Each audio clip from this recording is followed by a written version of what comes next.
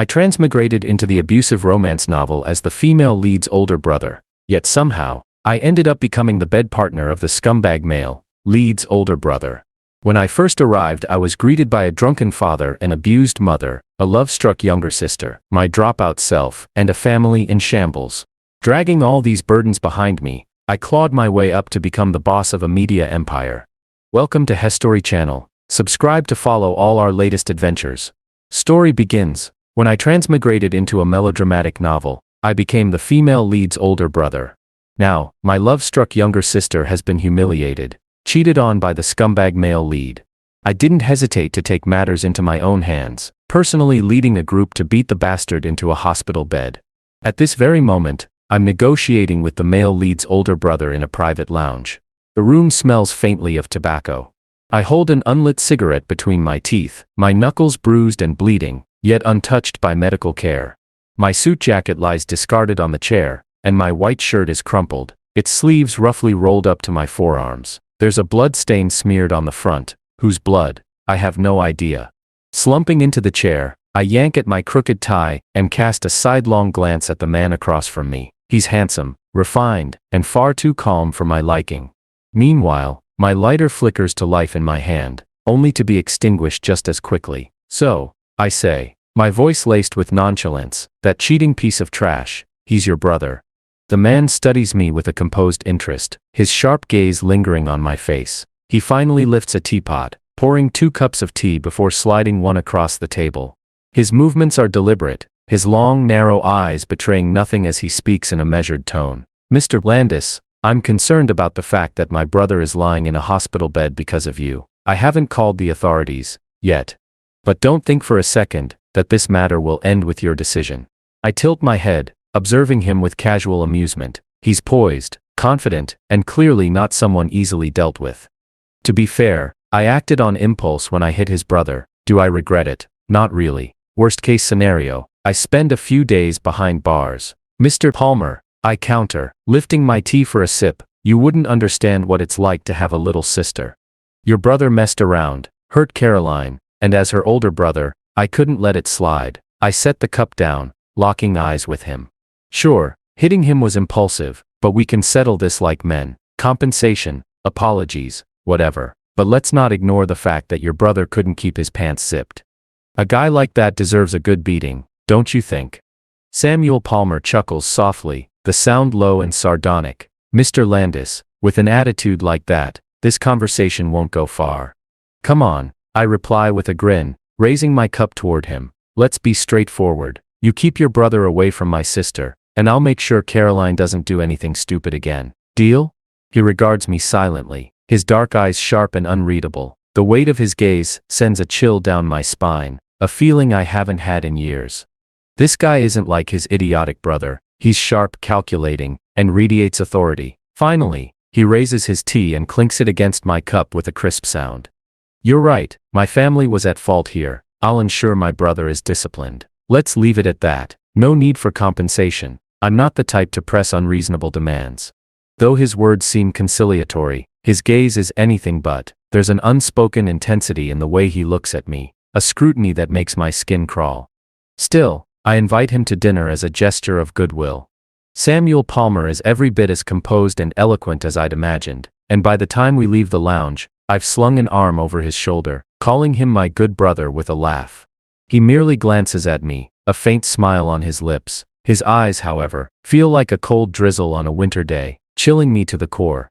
After seeing him off, I drop the cheerful act and roll my eyes skyward. At home, Caroline rushes to me, tears streaming down her face. Brother, are you okay? Did they hurt you? It's all my fault. I'm so stupid for getting you involved. Stop crying, I snap, pushing her away. If you're going to cry, do it somewhere else. I'm taking a shower.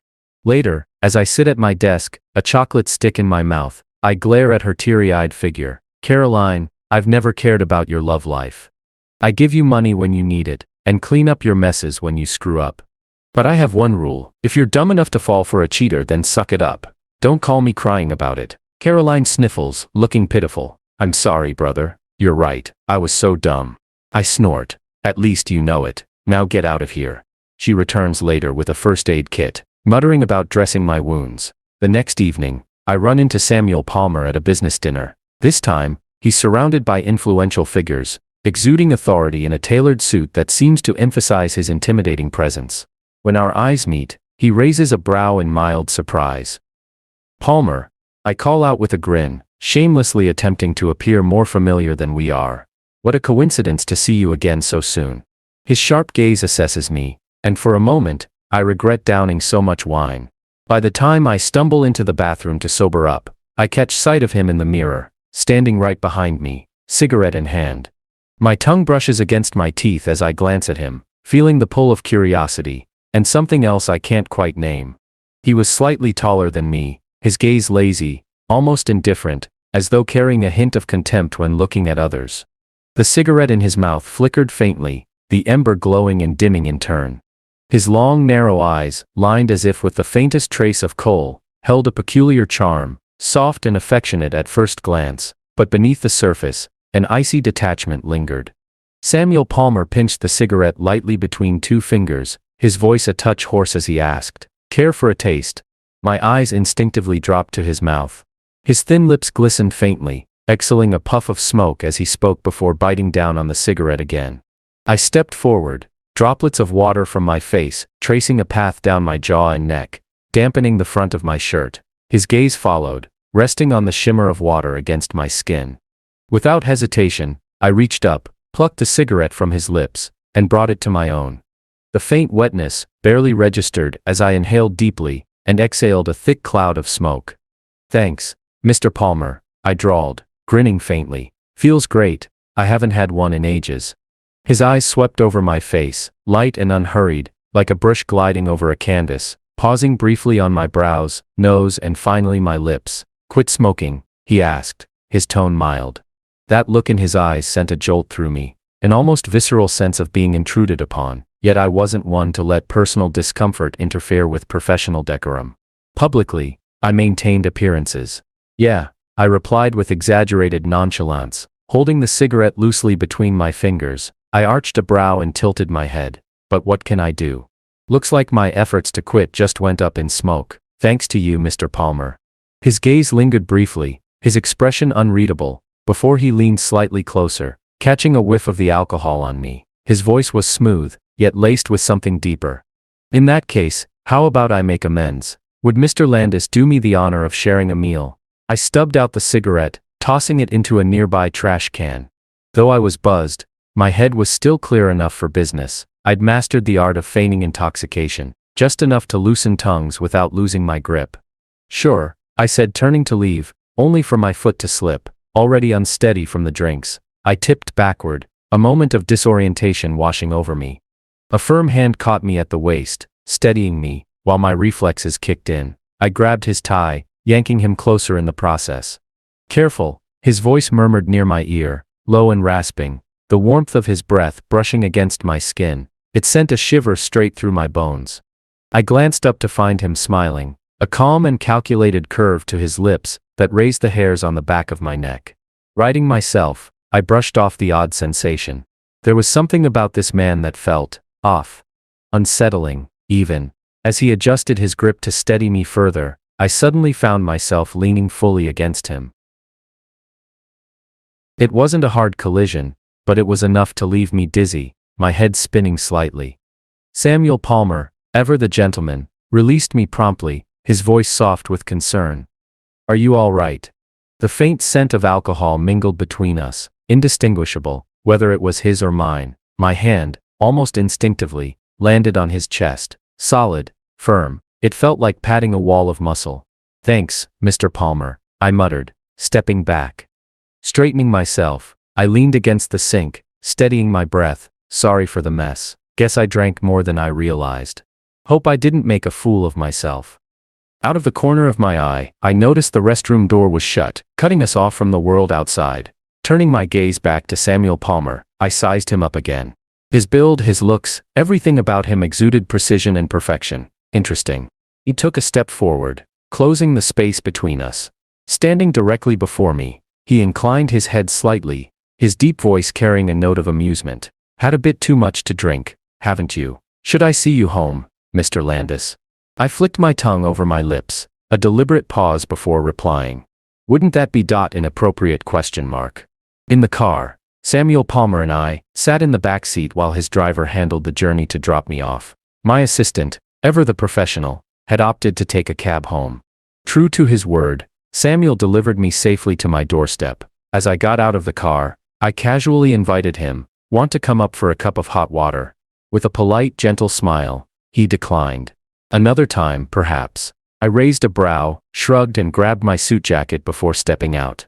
Back at home, my sister Caroline Landis rushed to help me, her curious eyes darting behind me.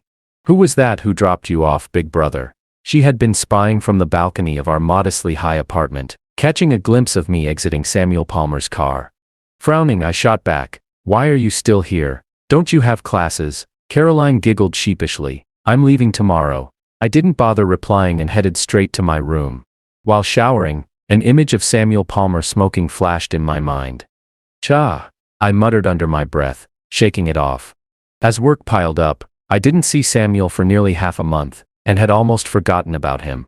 That is, until I went on a business trip to Siacity, and ran into him again, in the most unexpected way. That evening, I'd had too much to drink at a bar with friends. A strikingly good-looking guy kept leaning into me, persistent and flirtatious. Just as his lips were about to meet mine, a sudden force yanked him away. Enter Samuel Palmer, unanticipated and imposing. He held me firmly in his arms, his refined demeanor intact, as he politely greeted my stunned friends. Before they could process what was happening, Samuel whisked me away under their wide-eyed stares. Holy hell, of course, they knew who he was, everyone in Siacity did. And now, they'd seen me being carried off by him. In the car, with the divider fully lowered, I clung to him, pulling him into a passionate kiss. By the time we reached the hotel, his arm was around my waist, while mine was looped around his neck. Our steps were messy, and we stumbled straight onto the couch. Samuel pinned me beneath him. I tried to flip him over, but after several failed attempts, I gave up and kissed him instead. "Mr. Palmer, care to explain what this means?" I teased, grinning against his lips, even as they stung from his demanding kisses. Samuel didn't miss a beat, his low voice vibrating against my skin as he kissed his way downward. "Mr. Landis, what about you? Booking a room with someone you've only met twice, what does that mean?" I couldn't help but laugh, gathering my strength to push him over. "We've already kissed. What do you think it means?" His face, flushed and heated, was inches from mine as he stared intently, his gaze burning through me. And then came the awkward realization. Our clothes were off, but neither of us was willing to yield the lower position. Now that was a predicament. Samuel Palmer wrapped his arms around me from behind, his voice low and teasing. "Born to be on top, huh? That won't change." I held a cigarette between my fingers, my hand hovering awkwardly in midair. His words annoyed me enough to snap. "Oh, shut up. Like I even have a choice. How many people have you slept with, anyway?" It wasn't disgust, I was just wary of how far he'd played the field. With a blanket draped loosely around his waist, Samuel calmly plucked the cigarette from my hand and put it in his mouth. Ignoring my question, he countered smoothly, "What about you? If I hadn't shown up tonight, were you planning to take that pretty boy to a hotel?" I raised a brow at him, feigning nonchalance. "What's it to you?" He stubbed out the cigarette in one swift motion, confirming what I'd already guessed. Neither of us smoked for the nicotine, just the distraction. "Well, here we are," he said, arms slipping back around my waist. "Shame to let this go to waste, now that the clothes are off." I shoved his hands off. "Then let me take charge." Samuel leaned closer, his nose brushing against my ear as he murmured, "I've never done something like this with anyone else before. Just this once, Mr. Landis." There was no way I was conceding. I tried to get up, but he pulled me right back down. The next morning, we woke up, got dressed, and went about our business. Nothing serious had happened the night before, just a shared moment of fleeting comfort. Neither of us had backed down, and the night ended in a stalemate. As I was leaving, I hooked an arm around his neck and kissed him, a smirk playing on my lips. "When you come around, let me know. I'm very skilled, you know." He laughed softly, catching me by the waist and guiding my hand down to a very specific spot. "Jeremy Landis, maybe you should try accepting me." I shoved him away with a snort and left. After that, we kept meeting up whenever we were both in H-City. But our dynamic remained the same, always just shy of crossing a line.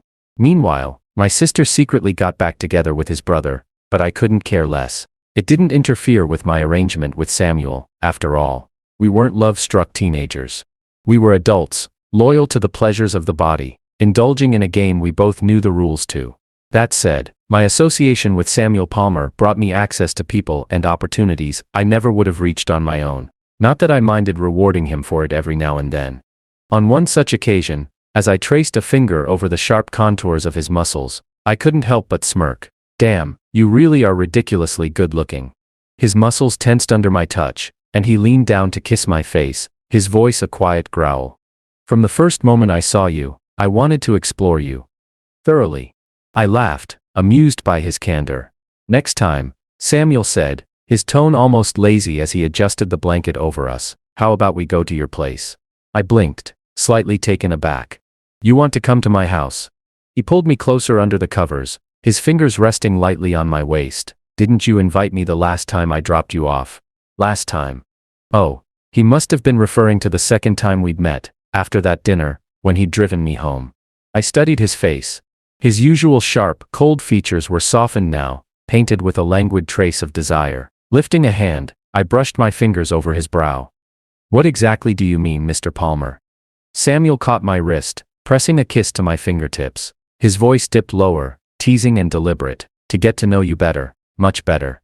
I didn't agree, but I didn't refuse either. The next evening, at a banquet, Samuel Palmer appeared with a stunning woman clinging to his arm. The two of them were surrounded by an admiring crowd, basking in the limelight. His eyes swept over me, cool and indifferent, as if I were just another face in the room. I raised an eyebrow, sipped my wine, and turned to my friend. Who's the woman with Palmer? My friend leaned in, lowering their voice. That's his childhood sweetheart. Rumor has it, they're on the verge of getting engaged. She's the youngest daughter of the Bloom family, rarely seen in public, but occasionally attends events with him. I nearly laughed. So this guy has someone stashed at home while running around with me on the side. When I left the banquet that night, I immediately blocked Samuel Palmer. Lesson learned, even when finding a bed partner, a background check is essential. This one was a rookie mistake. After getting home and finishing my shower, the doorbell rang. Glancing at the surveillance screen, I was greeted by an impeccably handsome face, distorted slightly by the camera's angle, but still unmistakable. Samuel Palmer. I opened the door and leaned lazily against the frame, blocking his entry. Well, look who it is, Mr. Palmer, visiting late at night. What brings you here? Samuel held a gift box in one hand, his eyes fixed on my face like he was trying to decipher my mood. It's not that late. Is there someone inside, or are you just not letting me in? What are you hiding, man or woman? Let me in and take a look. I blocked his way, feigning seriousness. That's not happening. He's shy, you see. A big shot like you, Mr. Palmer, might scare him. Better come back another time. As I tried to close the door, Samuel's hand shot up, stopping it. His expression darkened. He probably thought I'd brought someone home in a fit of anger after seeing him with that woman tonight. Now he'd come to smooth things over, convinced I was mad. This man was truly amusing. I grinned, meeting his gaze. What's this? A late-night jealousy check? Mr. Palmer, we don't have that kind of relationship. Isn't this a little out of line? Samuel's jaw tightened, and without warning, he grabbed me by the waist and pushed his way inside. I blinked. Closing the door behind him, he walked further into my apartment, still holding me, and set the gift box on the table. His sharp eyes swept over the room, as though looking for signs of another presence. I shoved him away with mild disdain, but said nothing. Once he was satisfied I wasn't hiding anyone, his expression softened. What's with the attitude? Are you mad at me? I smirked. Why would I be mad? What's there to be mad about? Samuel pulled out his phone, holding it up as evidence. Then why did you block me? Of course, I wasn't thrilled about the possibility of him playing both sides. One foot with his childhood sweetheart, the other with me. But was that enough to justify blocking him? Probably not. Still, I had done it. I didn't answer, only smiled at him with an infuriating calmness. Samuel's gaze darkened. He pushed me down onto the sofa, kneeling beside me and leaning in, his weight pinning me down. Why'd you block me? You saw me with another woman, and got jealous. Mad. I sneered. Wow, someone's full of themselves. Ignoring my jab, he leaned closer, his voice soft yet pointed. What kind of relationship do we have that makes you so upset? Why does it bother you so much? Grabbing his collar, I yanked him closer, my tone icy. Samuel Palmer, let's get one thing straight. We're having fun, nothing more. But don't think for a second I'll tolerate deception.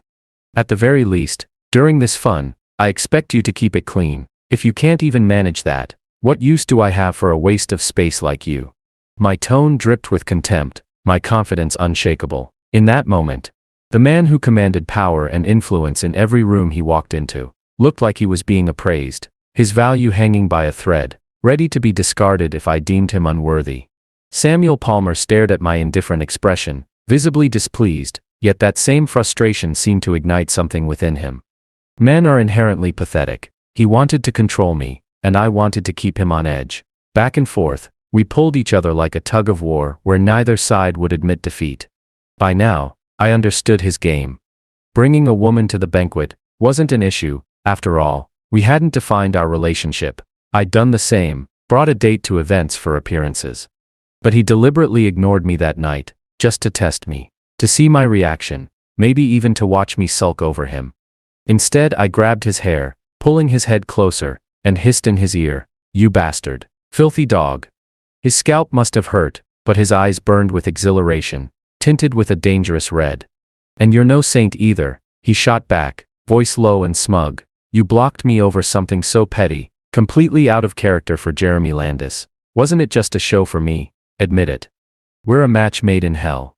Before I could retort, he crushed his lips against mine, biting with unrestrained hunger. Not to be outdone, I kissed him back just as fiercely. We wrestled like we were fighting, rolling off the sofa onto the rug, clothes tore in the scuffle. "She's my friend," Samuel said between breaths, lifting me effortlessly into his arms. "She's being forced into marriage and has a girlfriend. She asked me to play along." He paused, glancing around. "Which one's your bedroom?" I was caught off guard by how casually he carried me. This wasn't good. I struggled, but he gave a firm slap below my waist, freezing me in place. I smirked, voice dripping with mockery. "Why don't you guess?" He opened a door at random, and when I didn't stop him, he knew he'd guessed right. Setting me down on the sofa, he scanned the room. The warm, minimalist decor seemed to surprise him, a stark contrast to what he might have expected. Raising an eyebrow, he continued his earlier explanation. "I didn't agree to the arrangement, just went along for appearances." Only then did his words sink in. "Wait, whose girlfriend?" Samuel leaned over me, his hands planted firmly on either side of my head. "The woman you thought was my girlfriend. She's not into men, Jeremy. Trust me, she wouldn't give either of us the time of day." I froze for a moment before shoving his face away. "Stop talking nonsense." Sitting there in just my boxers, I made no effort to hide my toned physique, broad shoulders, a narrow waist, not a hint of excess fat, and long, lean legs. If I had it, why not flaunt it? He, too, was stripped down to just his trousers, his muscles far more defined than mine. Clearly the result of a rigorous workout routine. Catching me glancing at his chest, Samuel's lips quirked up in amusement. His elegant fingers toyed with the waistband of my boxers, letting it snap back with a soft smack. "Don't believe me." It wasn't about belief. The explanation was enough. A man like him didn't need to lie about something so trivial. I kicked at him lightly. "Keep your hands to yourself." The way he looked at me was predatory, his gaze sharper than a wolf's, like he hadn't had a proper meal in years. I grabbed a chocolate stick from the table, biting down on it and mulling things over. "All right," I proposed, muffled by the candy. "Here's the deal. You take a turn, then I take a turn. We alternate. Deal?" To be fair, it wasn't just him craving me. His face, his body, perfection, really. It wasn't hard to see why I'd kept him around for so long. Samuel plucked the chocolate stick from my mouth, taking a bite before speaking in a husky voice that could melt steel. "Jeremy Landis, let me go first this time. If you're unhappy, you can have the lead from now on. It's my first time. Just give me this." That voice was magnetic, dripping with seduction. I could feel my resolve waver. After so long of skimming the surface, of playing around, it was hard to hold back anymore. Samuel Palmer, with his devilish looks and charm, was a temptation I was barely resisting.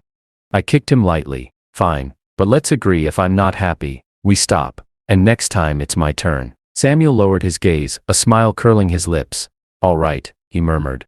To be honest, I had a nagging suspicion things wouldn't go quite as planned. But at this point, To backpedal would have been ridiculous. Sure, I resisted at first. But the intimacy between us had grown natural, familiar, and when you're used to it, well, it doesn't feel like such a big deal anymore. Just as things were heating up between Samuel Palmer and me, the doorbell rang unexpectedly. A moment later, someone stepped inside, their footsteps heading straight to my bedroom door. They knocked lightly. "Jeremy, are you home?" I froze, my body jolting out white. Samuel did too, his expression mirroring my shock. "Shit," I hissed, whispering urgently. "It's my mom. Quick, clean up." Samuel's face twisted into a complex mix of annoyance, disbelief, and something bordering on betrayal. His usual composure cracked for the first time, his expression so grim it was almost pitiful. With a resigned sigh, he muttered, "Jeremy Landis, what am I supposed to do now?" I shot him a glance, grabbing his wrist, and dragging him toward the walk-in closet. Pinning him lightly against the cabinet, I stole a quick kiss. "Be good, I'll let you come back next time." The corners of Samuel's mouth twitched, his mood visibly improving. He grabbed the back of my head, and kissed me fiercely. "Don't forget, you promised to let me." This man, he had mastered the art of toying with me. Dominant when he needed to be, softening when it served his purpose. And those two simple words, "let me," they hit right at the center of my overinflated ego. "Fine. I'll let you," I replied, grudgingly. I handed him some oversized athletic clothes, since nothing I owned would fit his broader frame, and we got dressed quickly. By the time we stepped out of the closet, my mom had already let herself in. She stood in the living room, startled to see us emerge together. "Jeremy, who's this?" she asked, her gaze darting between me and Samuel. Samuel turned to her with a polite smile, his calm demeanor restored. Her eyes flicked back to me, waiting for an explanation. I nodded, my tone flat as I asked, "Why are you here?" It was a simple question, but with me nothing was ever just simple. My relationship with my mother had always been strained, and her naivete often grated on my nerves, much like my sister Caroline. I had fought tooth and nail to get her away from my father, forced her to divorce him, to escape his abuse. And yet, after the divorce, when my father started treating her a little better, she secretly began funneling money to him. When I confronted her, she cried, saying things like, "He's still your father, and what happens between us is adult business. You kids shouldn't interfere." Her words left me seething. At that moment, I understood why, in the original story, she was beaten so badly. But then clarity hit me. Her stupidity harmed herself more than anyone else. It didn't justify the abuse she suffered, and I refused to perpetuate that cycle. So, I cut off her access to money, forcing her to attend an adult education program. I made it clear, no diploma, no funds. She spent so much time studying that she no longer had the energy to meddle in my father's affairs. Today was probably a rare day off for her. She'd likely come over to cook for me, playing the role of the doting mother. I found her concern utterly grating, self-righteous, and completely unwelcome. I didn't need it. She offered a tentative smile. "I just came to check on you, that's all. You kids never change." Her gaze shifted to Samuel Palmer. "Oh, so you're Jeremy's friend. You're handsome. Well, you two talk, and I'll go make you something to eat." With that, she stepped out, leaving us standing in the aftermath of her sudden intrusion. Samuel looked at me, I looked at him. Then I flopped onto the sofa, waving him off. Might as well stay for dinner. He sat beside me, his finger pressing against the furrow in my brow. Leaning closer, he planted a soft kiss on my lips. "Cheer up, next time, I'll cook for you." My half-lidded eyes fluttered fully open, lashes curling upward as we locked eyes. In his gaze, I saw myself reflected. Wrapping my arms around his neck, I puckered my lips and kissed him. "Not just anyone gets to cook for me, you know." Samuel suddenly straightened, covering my mouth with his hand. "Your mom's still here," he hissed, his voice low and urgent. "We can't." I blinked at him, incredulous. "Weren't you the one making moves just now?" He released me and smirked. "If you don't like my cooking, it must mean I'm not good enough." "Shameless," I muttered, rolling my eyes. Dinner was awkward. My mom seemed distracted, and once Samuel left, she hovered around me, looking like she wanted to say something. Finally, she spoke. "I put the clothes on the floor into the washer," she said. I froze. Only then did I remember, the robe I'd been wearing, and Samuel's shirt, had both ended up on the carpet during our earlier commotion. My mom wasn't naive. Her reddened eyes and forced smile betrayed her thoughts. It's okay, she said quietly. It's just hard to accept at first. It's my fault, really. Your father and I didn't raise you properly. First of all, I said, my voice flat, you and Dad were never equipped to teach me anything. My liking men has nothing to do with you. Second, it's late. You should head home. I had bought her and Caroline a place to live, and we didn't stay under the same roof. But she didn't leave immediately. Instead, she launched into a tearful monologue about how she had failed me as a mother, blaming herself for everything. I couldn't deal with it. Retreating to my room, I shut the door, leaving her to cry it out on her own. The next morning, she seemed to have come to terms with it. Before leaving, she reminded me to take care of myself. I escorted her to a cab. Stop worrying about me. Focus on Caroline instead. She's still young. Shifting the problem to my sister was the easiest solution. If my mom occupied herself with Caroline, she'd stop analyzing my life every 5 minutes. It wasn't even her acceptance of my relationship with a man that bothered me. It was her incessant self-blame, as if everything wrong in my life stemmed from her. Exhausting. Work picked up as the year progressed, leaving me little time to entertain Samuel. He invited me out a few times, but I had to cancel every time. Eventually, he got fed up and came to see me directly. He waited in my office, seated comfortably, while my employees speculated outside. I overheard whispers about a potential major deal. Samuel, however, was far from business-focused. He surveyed my office with a proprietary air, like he owned the place. I couldn't help but stare at him, those long legs, broad shoulders, narrow waist, and a face so perfectly sculpted, it seemed unfair. His calm, piercing gaze softened when it met mine. Fine. When work ended, we left together, and I could hear the barely suppressed gasps from my staff. Such eye candy, someone murmured. I chuckled to myself. This time, we went to my other apartment. No unexpected visitors this round. I'd made sure of that. The moment the door shut behind us, Samuel had me pinned against it, his urgency palpable. We'd even stopped by the store on the way, stocking up on essentials. You said I could come, he reminded me. Tugging at his shirt, I smirked. I said you could come, not that you could start first. He chuckled, his confidence unwavering. I'll admit, he lived up to his own hype. By the end, I was lying on the couch with a chocolate stick between my teeth, hands trembling as I tried to steady them. My earlier resistance had completely melted away. Samuel, equally spent, bit into his own chocolate stick, the scratches I'd left on his chest stark against his skin. Initially, he had seemed nervous, but by the end, he was utterly content. Have you ever felt this good with anyone else? He asked, his voice low and rough. I glanced at him, laughing. And you, was that really your first time? I reached out, brushing my hand against him teasingly. He tackled me immediately. Don't start. With all your experience, Mr. Landis, surely you can tell if it was my first time or not. Though I wasn't exactly a seasoned player, I'd known from the start. The man was squeaky clean. I burst into laughter. Not bad. But right now, if you want me to take charge, I'm out of energy. My admission seemed to satisfy him immensely. He was a few years older than me. Back when he first flirted with me, he had an air of effortless charm, but now, in bed, he was almost cautious. Cha, I muttered, wrapping my arms around him. Fine, I'll let you take the lead again next time. Next time, and the time after that, Samuel Palmer was clearly pursuing me, while I kept stringing him along. Never outright rejecting him, but never accepting him either. One day, my sister, Caroline Landis, asked, why don't you just agree to be with Palmer? You obviously like him. I reclined on the sofa with a book in hand, and replied without looking up. Because when someone that high up offers something, the stakes can't be measured by my standards. It has to be evaluated by his. She didn't get it, so I explained bluntly, I'm not satisfied with him yet. Caroline was speechless. It wasn't about how much he'd given, it was about how long he could keep giving. I wasn't afraid of losing a potentially great man because of my slow deliberation. Love wasn't the center of my universe. Besides, it wasn't about him choosing me, it was about him being certain of me. Of course, that was my perspective.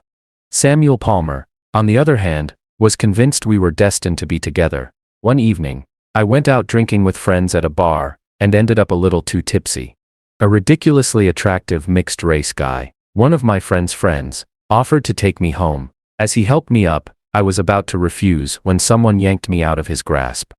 In an instant, I found myself pulled into a broad, familiar chest. The scent was unmistakable, and I jolted awake, meeting Samuel Palmer's furious gaze. Great, I thought, though I felt no guilt. What's wrong with having fun with friends? It's not like Samuel and I were in an exclusive relationship. My friends, however, looked visibly uneasy. They quickly greeted Samuel and shot me a few covert glares, clearly regretting trying to set me up with someone else, unaware of my ongoing involvement with him. Samuel, ever composed, politely exchanged pleasantries before whisking me away. On the way home, I dozed off in the passenger seat. When I woke up, we were in the underground garage of his villa. He carried me out of the car, placed me in the back seat, and slammed the door shut. Still groggy, I realized he was seething. Looking for your next hookup, huh? He snapped. I groaned, too drunk and tired for this argument. Muddling through my words, I protested my innocence, insisted I liked him, and begged for mercy. After a long back and forth, he draped his jacket over me, carried me inside, and we continued the conversation in a more physical manner. By the time I sobered up a bit, it was the middle of the night. I glared at him. Get lost. Realizing he might have overstepped, Samuel softened, peppering my skin with gentle kisses, as he coaxed, "Call me husband." I stared at him. Seriously. The next morning, I woke up with a ring on my middle finger. Samuel kept sneaking glances at it, worried I'd take it off. I didn't. That evening, he went all out, decorating a venue, inviting both his friends and mine, and proposing to me in front of everyone. Of course, I said yes. As we kissed, I whispered, "With all this fanfare, how could I say no? Wouldn't want to embarrass you, Mr. Palmer." He held me close, his voice steady yet brimming with emotion. "Thank you, Mr. Landis, for giving me this honor. I love you." After moving in together, everything became even clearer. For instance, I'd only ever been this close to him, and no one else. When I mentioned it casually, he looked so moved, he seemed on the verge of tears. "Get a grip," I teased, amused at his reaction. 5 years later, Caroline Landis had dated several new boyfriends, all of whom were accomplished and charming young men.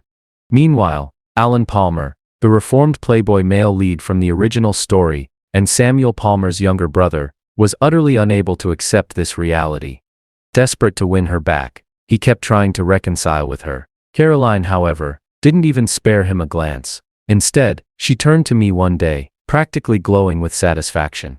"Don't worry, bro," she said. "I'll never embarrass you. That loser." I lifted him up high, just to throw him down hard.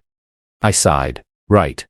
But Alan Palmer wasn't ready to give up. Eventually, he came to find me, pleading for me to put in a good word for him.